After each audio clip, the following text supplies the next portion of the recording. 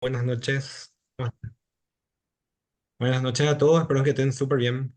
Me toca dar esta clase de FAST. Vamos a hablar brevemente acerca de las aplicaciones y de todas las ventajas que nos dio este protocolo desde que apareció. Les quiero hablar, los contenidos de los que vamos a hablar van a ser directamente la historia del EFAST, la enseñanza de EFAST, qué implica, qué es EFAST y qué necesitamos para realizarlo, las ventanas y técnicas, las ventajas y limitaciones que tenemos para este protocolo y algunas ideas que quiero que lleven ustedes a la casa. Primero que nada, hablar de la historia y evolución del EFAST. En los años 70 el uso del ultrasonido se empezó a utilizar en Europa, solamente en Europa, y recién en la década del 90, 20 años después, se adoptó en Norteamérica. Y en el 96 empezó a introducirse el acrónimo FAST, que es Focused Abdominal Sonography for Trauma, que estaba centrado inicialmente solamente en el abdomen. En el 2004 ya el protocolo se extendió a los pulmones para detectar neumotórax, para detectar derrames pleurales, naciendo el eFAST, el Extended FAST. Y por último está la integración, que actualmente es una parte fundamental de las guías ATLS para la evaluación primaria en el manejo del trauma. Y además de ser muy interesante y muy importante en el trauma, también podemos utilizar para otras aplicaciones dentro de la terapia intensiva, siempre en toda nuestra práctica diaria inclusive. Bueno, ¿por qué es importante aprender fast? Nosotros pues, tenemos varios niveles para ir aprendiendo acerca de ultrasonografía. Y en el nivel básico es donde tenemos que empezar a encontrar lo que son los líquidos libres, la detección de líquido libre, encontrar neumotórax, porque eso es encontrar un neumotórax es algo que puede cambiar la historia del paciente. Accesos vasculares también, las consolidaciones pulmonares simples. Y todo eso, una vez que manejamos bien esto, vamos a poder pasar al nivel medio, ya que empieza con las evaluaciones hemodinámicas. Y por último, el nivel evolucionado ya es la evaluación detallada de la función cardíaca. Por lo tanto, ahora esto que estamos dando es prácticamente la base de todo el conocimiento que necesitamos para poder ir creciendo de de manera bien fundada en lo que es la ultrasonografía al pie de cama del paciente. Bueno, ¿qué es el EFAS? El EFAS es una evaluación con ultrasonografía. Se empezó con las situaciones de trauma, como les había comentado, pero que se utiliza de manera universal. El EFAS se realiza en la cabecera del paciente, en la sala de emergencias, se puede utilizar en la sala de terapia intensiva, se puede utilizar hasta en la sala de internación, dependiendo de si se tiene o no el ecógrafo.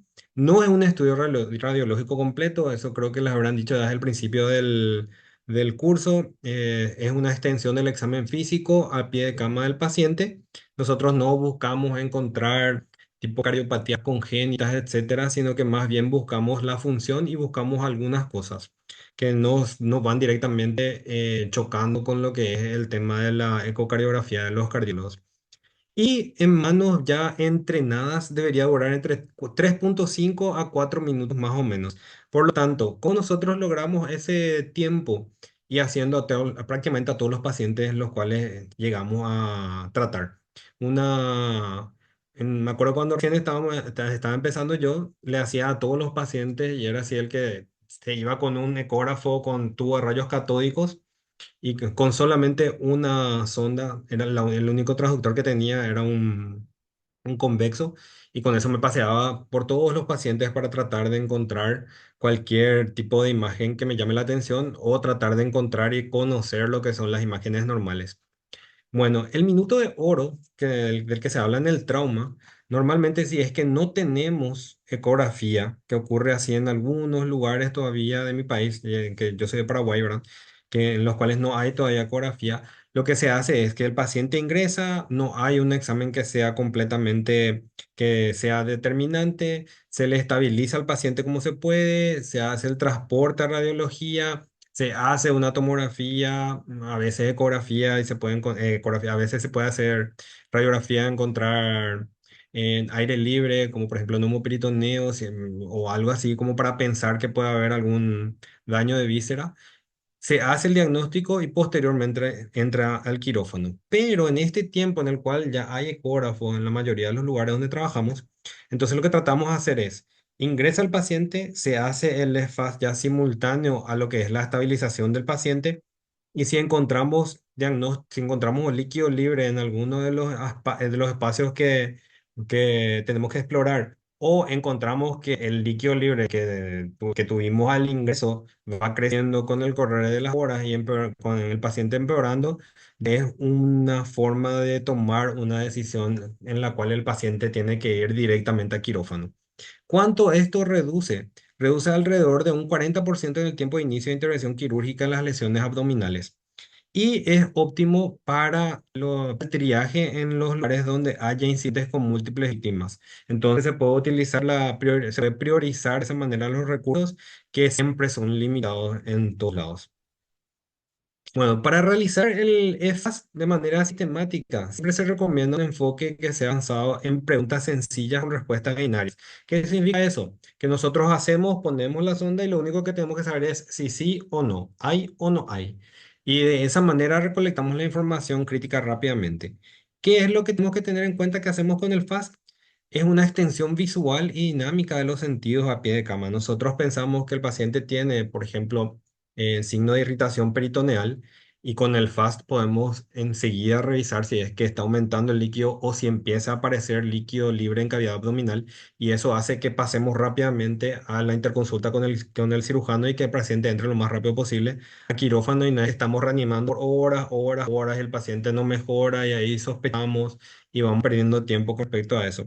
Por lo tanto, logramos decisiones que son inmediatas, sin traslado del paciente que está inestable y tenemos respuestas instantáneas a preguntas que son binarias, ¿sí o no? Siempre es esa la metodología. Bueno, ¿qué necesitamos nosotros? Nosotros necesitamos un ecógrafo portátil o móvil según la disponibilidad de cada servicio. Pues necesitamos un traductor curvilíneo que es de 3 a 5 MHz. Habrán visto también eso que necesitamos baja frecuencia para poder tener mayor profundidad en el examen. Entonces hacemos con eso las ventanas abdominales y cardíacas por la profundidad y el traductor lineal, que es el ideal para la ventana pulmonar, para buscar el sliding pleural y buscar eventualmente que no haya sliding, entonces pensamos en neumotórax. Como tenemos alta resolución, podemos encontrar también estructuras superficiales en el pulmón, como por ejemplo consolidaciones o lo que sea, vamos a poder ver también con eso.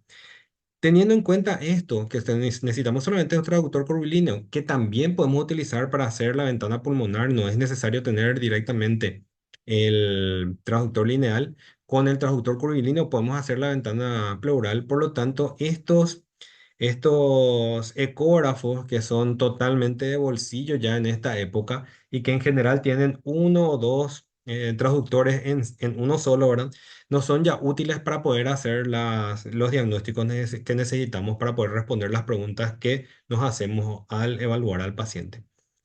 ¿Cuál es la posición que tenemos que tener para poder hacer este examen en el paciente? Y debería ser de cúbito supino.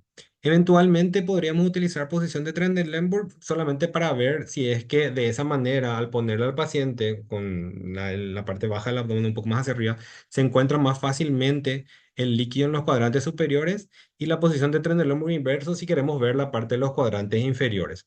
Pero en general se hacen de cúbito supino. Bien, tenemos nosotros normalmente el paciente que está intubado, lo tenemos a 30 grados o 45 grados dependiendo de cómo estemos en cada servicio y con eso ya es suficiente para poder detectar más fácilmente el líquido en los cuadrantes inferiores. Entonces la posición del paciente, tratar de que sea de cúbito supino como lo solemos tener siempre. ¿Cuáles son las ventanas que vamos a utilizar? Las ventanas que vamos a utilizar son todas estas. Tenemos que hacerlo de una manera que sea lo más rápido posible, que podamos sistematizar y que sea la forma más rápida posible de evaluar al paciente. ¿Cómo es una forma que está recomendada? Iniciar en el subsifoideo. Vamos a ver después cómo se hace el subsifoideo. Posteriormente vamos al espacio de Morrison o hepato renal. Posterior a eso vamos en sentido antihorario, nos vamos a la pelvis, la ventana suprapúbica. Después de eso hacemos la espleno-renal, que es el lado izquierdo ya, donde buscamos el riñón. Y último, ya nos vamos directamente a los pulmones. Y los pulmones, como saben, tenemos que evaluar por cuadrantes. Dependiendo del tamaño del paciente, pueden ser 4 cuadrantes, pueden ser 6 cuadrantes por lado, 9 cuadrantes en total, si es que queremos hacer de manera más exquisita, ¿verdad? Sin embargo, lo que tenemos que tratar de hacer no es un protocolo directo el que les estoy diciendo yo, no es algo así obligatorio lo que tienen que hacer de esta manera, pero en general sería bueno que sistematicen ustedes cómo les queda más cómodo. Si es que quieren hacer primero el subxifoide, después el Morrison y luego el plano renal, hacen como a ustedes les parezca, pero recuerden que es un examen que debería hacerse rápido y bien. Entonces van sistematizando ustedes como les parezca. Bueno, la subsifoidea, que es esta que estamos viendo acá, en los pacientes chiquititos es más fácil de ver todo, ¿verdad? Porque son más pequeños los lactantes y los preescolares. Esta es una paciente ya de 9 o 10 años, una escolar. Entonces se ve, más o menos deberíamos buscar el apéndice sifoide y poner por debajo de eso, agarrando de esta manera, tomando de esta manera el transductor y apuntando directamente hacia arriba, que es para ver directamente el saco pericárdico. El transductor tiene que estar debajo del esternón, apuntando hacia el hombro izquierdo de ser posible. ¿Existe derrame pericárdico o taponamiento cardíaco? Es la respuesta que nosotros vamos a buscar. La pregunta es si existe y la respuesta va a ser sí o no. Y acá podemos ver ya un examen con una sonda, como ven, es una convexa. No sé si alguien de ustedes quiere hablar acerca de esta imagen. Les muestro yo y después la siguiente vamos a ver juntos. Acá pueden ver, usamos como ventana el hígado, encontramos en esta imagen, en este corte, tendríamos que ver las cuatro cámaras del corazón y el saco pericárdico. Vemos la aurícula derecha, el ventrículo derecho, la aurícula izquierda, el ventrículo izquierdo, que es un poco más grande que el derecho, y de esa manera, si a todos los pacientes que tenemos a mano le hacemos este examen, vamos a poder ver lo que es una función normal del corazón y eventualmente cuando tengan un paciente que esté en shock o que esté con hipovolemia, van a poder determinar si el corazón está funcionando bien o está funcionando mal directamente, cualitativamente y posteriormente hacer las mediciones necesarias para tener más objetivamente el informe. En este paciente ya podemos ver, es prácticamente el mismo corte y podemos ver que hay derrame pericárdico.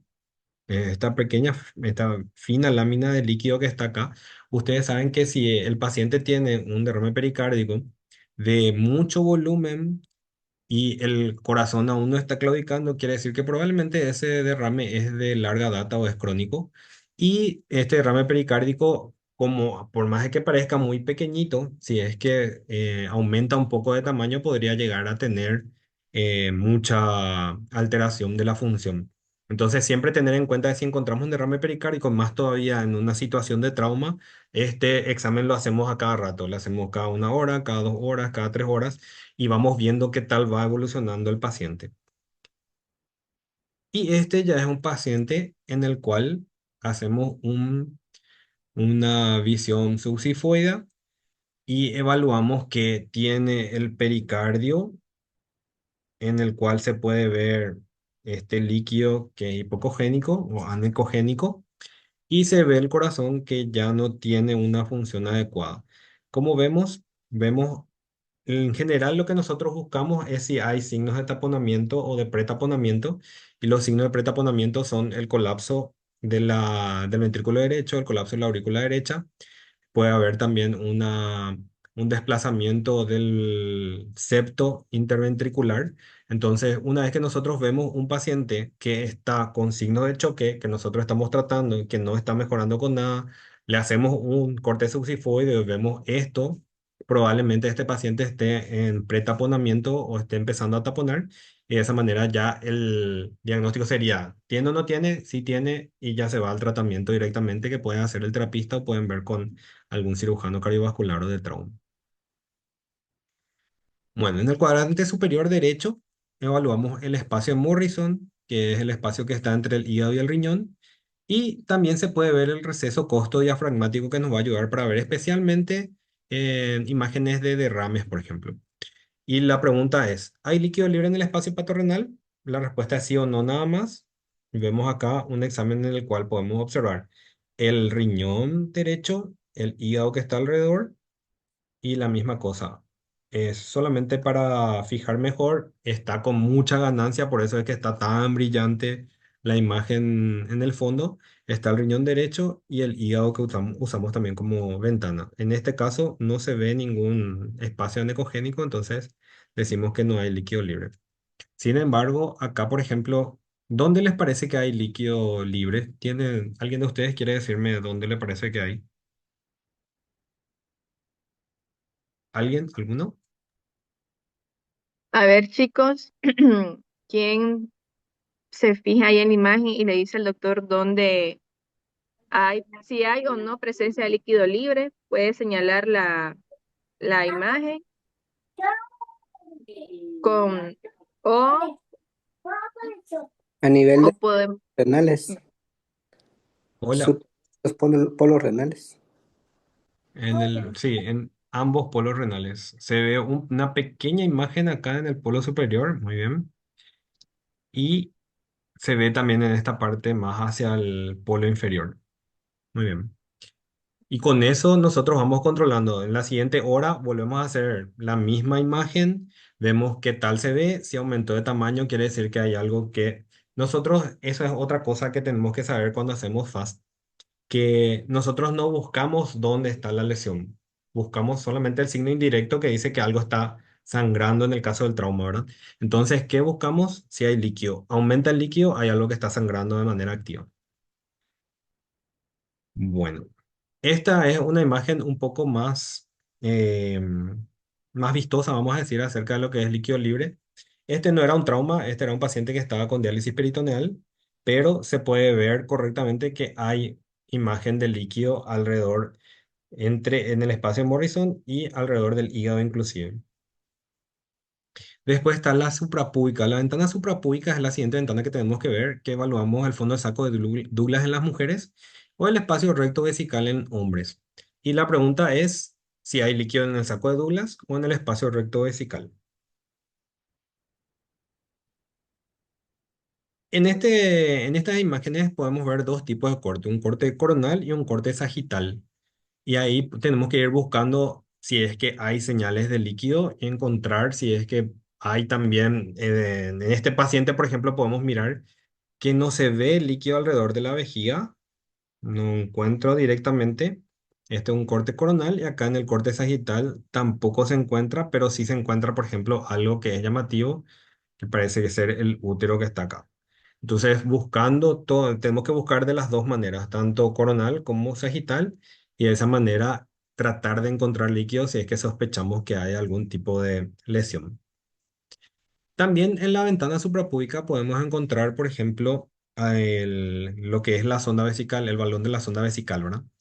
En pacientes en los cuales nosotros tenemos un momento en el cual el paciente dejó de orinar y sospechamos que hay una obstrucción, por ejemplo, de lo que es el catéter vesical. Entonces hacemos esto, buscamos en la vejiga, encontramos el globo, quiere decir que si en la vejiga está el catéter vesical.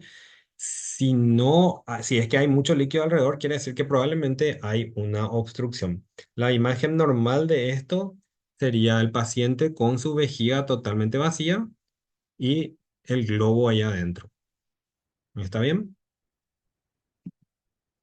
Y acá tenemos un paciente en el cual encontramos la vejiga, tenemos el recto y acá se encuentra un poco de líquido libre en cavidad abdominal. Dependiendo de cuánto haya eso, de cuánto líquido haya, vamos a tener una imagen más florida o menos florida.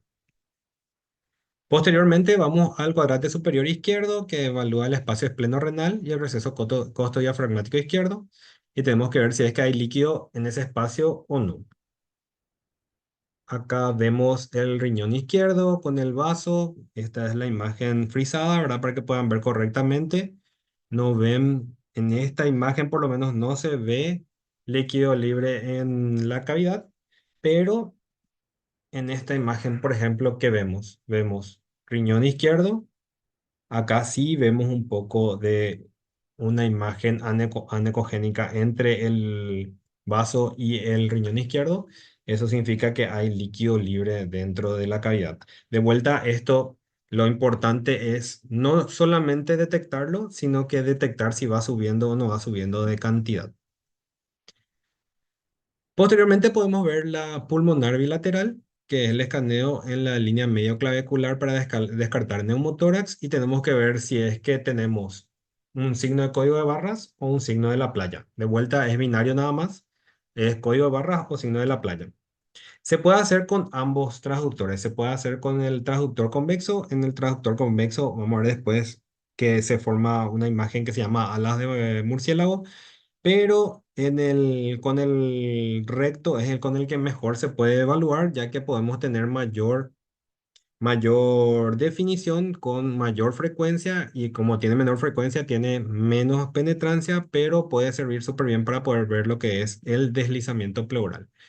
En estos pacientes lo que buscamos es ponemos el transductor, perdón, Después de la máxima de la ausencia. Si no le digo, pues, lo vamos hola, a terminar y después se los pido.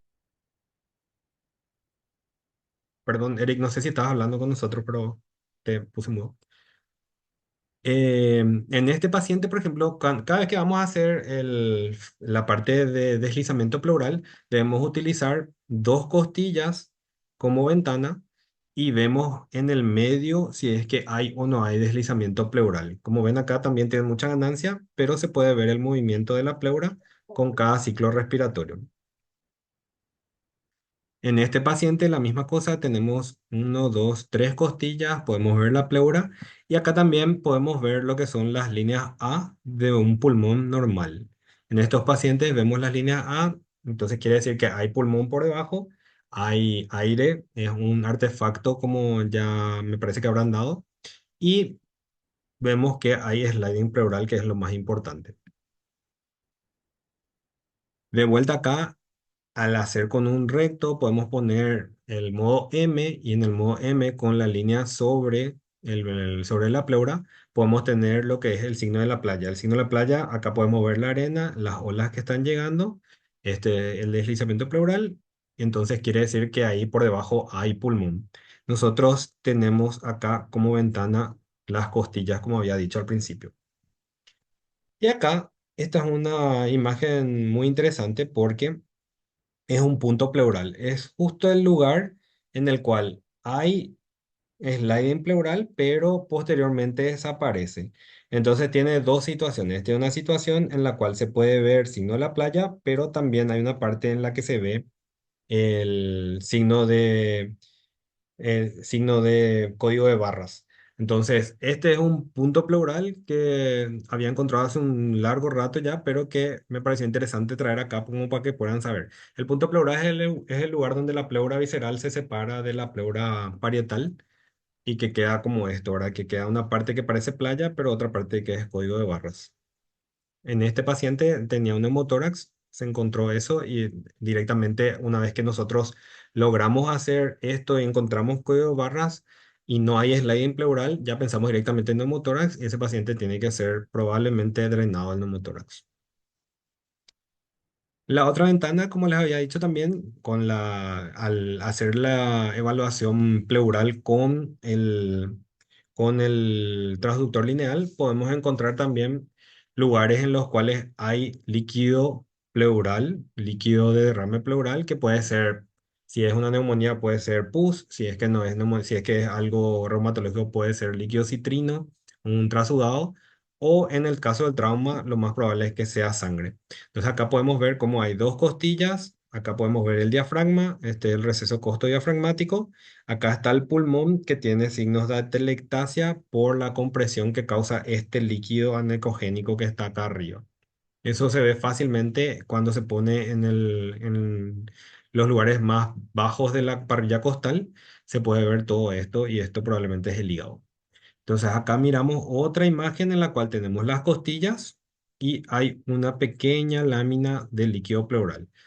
Obviamente que una pequeña lámina de líquido pleural, si aumenta hasta esto con el correr de las horas, quiere decir que hubo un problema y hay un sangrado activo.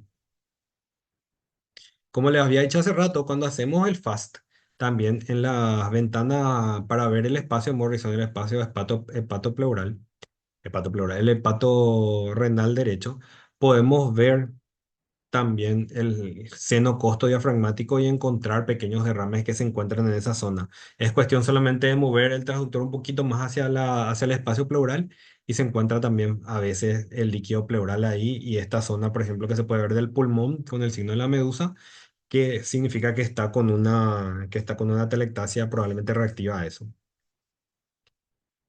Bueno, con eso terminamos las ventanas. Ahora, ¿cuáles son las ventajas de utilizar eFast? Lo primero es que hay una Perdón, ¿puedo desaturación de hacer los una recursos. pregunta? Sí, claro que sí. Adelante. ¿Cómo estás? Mi nombre es Ujú. Tatiana, soy de La Plata, de Argentina. Em, que te quería hacer una pregunta porque vos decís que lo importante no es solo pesquisar el derrame, el líquido libre, perdón, en abdomen, sino que también evaluar si aumenta o no. Y mi duda iba a ese punto, si hay alguna forma de medir el líquido, porque es difícil, o sea, en pleura sí se puede medir de alguna forma, o solamente me guío por la extensión en cuanto a, bueno, está en un solo polo y después va al otro polo, o cómo es que se hace, cómo se evalúa eso, digamos. Realmente no conozco una forma que sea objetiva, es más cualitativa de observar. Ujú. Y más todavía en los pacientes en los cuales vos estás haciendo una reanimación intensa, en los cuales vos te das cuenta que el paciente no está mejorando y le revisas cada una hora más o menos el abdomen y ves que hay mayor separación, hay mayor cantidad de líquido, lo más probable es que tenga alguna víscera que esté sangrando y de esa manera ya puedes hablar con el cirujano y darle la indicación, o sea, decirle tipo sabes que esto está aumentando el tamaño del líquido. Normalmente no podemos medir cuánto es, Ah, bien. pero está aumentando y de esa manera no me está sirviendo mucho la reanimación que estoy haciendo. Lo mejor sería que Ujú. entre a explorar y vea si es que no está algo sangrando. Porque esa es la otra Bien. cosa, que nosotros podemos saber que sangra algo, pero no sabemos qué sangra. O sea, encontrar qué sangra no es posible. ¿Está Bueno, bien? gracias. Dale. Bueno, con respecto a las ventajas, la desaturación de recursos que es que invita al traslado de alto riesgo a radiología. En pacientes que nosotros estamos haciendo reanimación extensa, que estamos trabajando durísimo con ellos, ¿verdad? Evitamos ese traslado de llevarle a hacerle una tomografía viendo solamente que está aumentando el líquido, entonces ya podemos nosotros entrar en la conversación de que ese paciente tiene que entrar a quirófano. De esa manera también descongestionamos la máquina de tomografía computarizada y usamos solamente en los pacientes en los cuales son estrictamente necesarios. ¿Cuáles serían esos pacientes? No sé bien cuál sería, pero si es que tiene una perforación de víscera hueca, podríamos ver más radiografía que tomografía. Y si es que tiene un traumatismo o un órgano sólido, sí vamos a empezar a ver la sangre que está aumentando en cantidad. Y lo otro es que tenemos comunicación de equipo porque las imágenes dinámicas a pie de cámara crean un lenguaje objetivo. Nosotros vemos, como hablamos reciencito ahora, que teníamos una imagen en la cual veíamos poco líquido en el polo superior del hepato renal derecho, que posteriormente se hace más grande y va ocupando cada vez más espacio. Entonces, con las imágenes que nosotros vamos tomando, de manera secuencial, ya podemos hablar directamente entre urgenciólogos, cirujanos, intensivistas y vamos acelerando así las decisiones.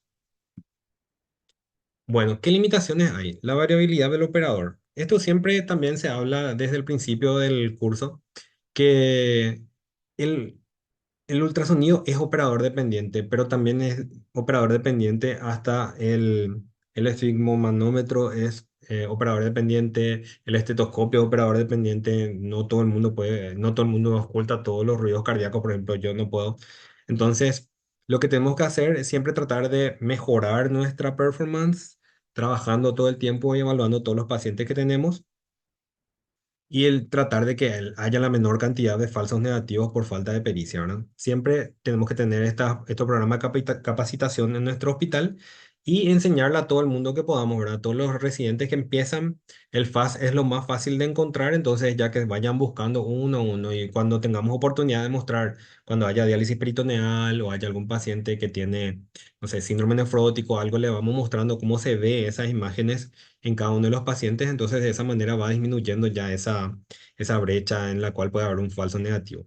Las limitaciones anatómicas, que hay muchas, ¿verdad? Entre ellas el paciente con obesidad severa o abundante gas intestinal, limitan las ventanas abdominales y las lesiones parenquimatosas microscópicas pueden pasar desapercibidas. Eso no nos importa mucho porque las lesiones no buscamos. Pero sí los pacientes ya grandes de 12 años, 15 años que tienen sobrepeso u obesidad, ya es más difícil de ver por más que tengamos nuestro, como es nuestro transductor convexo, ¿verdad? Cuesta igual ver en pacientes que tienen mucho panículo adiposo. Entonces tratar de limitar a lo mínimo eso buscando, buscando la mejor ventana en todos los pacientes. Y el tema es que POCUS complementa, no reemplaza a la tomografía computarizada en caso donde el paciente está estable y se requiere encontrar ese lugar donde está sangrando, por ejemplo, el paciente. Entonces, no es que a todos los pacientes le podemos hacer POCUS, pero si es que se necesita algo más fino, se podría utilizar cualquier otro método. Bueno, las ideas para llevar a la casa son de vuelta las preguntas binarias. En la ventana subsifoidea, ¿cuál era la pregunta? Es si hay derrame pericárdico o colapso de cavidades. Y la interpretación es si es que hay, sugiere derrame o taponamiento cardíaco, cuando hay el colapso diastólico del ventrículo derecho y la aurícula derecha, como les había comentado. Y si no, está normal el pericardio. Después, en la perihepática, el espacio de Morrison, si es que hay líquido libre en el espacio de Morrison, si es que hay, puede ser hemoperitoneo.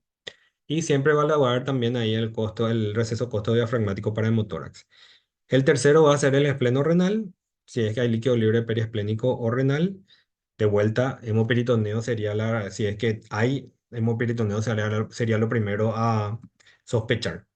En la suprapúbica también líquido libre en la pelvis, si es que hay, vemos líquido en saco de Douglas o espacio recto vesical.